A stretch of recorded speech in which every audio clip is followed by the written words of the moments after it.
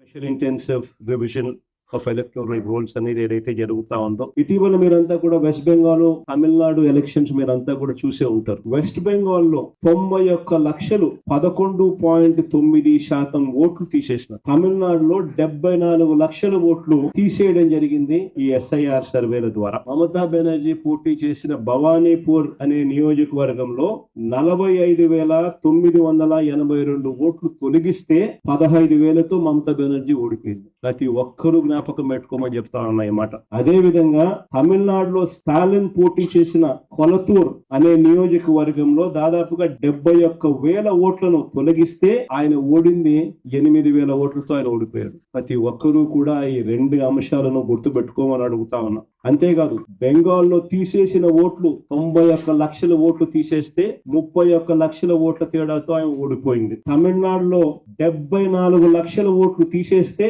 Stalin party ఓడింది 17,00,000 తేడాతో. ఇవన్నీ నేను ఎందుకు చెప్తా ఉన్నాను అనంటే, ఎంత ఇంపార్టెంట్ ఈ విషయము అని చెప్పి మీ అందరికీ కూడా మీ నియోజకవర్గాలలో ఎంతగా దీని గురించి పట్టించుకుని జాగ్రత్తలు తీసుకోవాల్సిన అవసరం ఉంది అని చెప్పడానికి ఇవన్నీ కూడా చెప్తా ఉన్నా. ఆశ్చర్యం ఎందుకో తెలుసా, జాగ్రత్తలు ఎందుకో తెలుసా?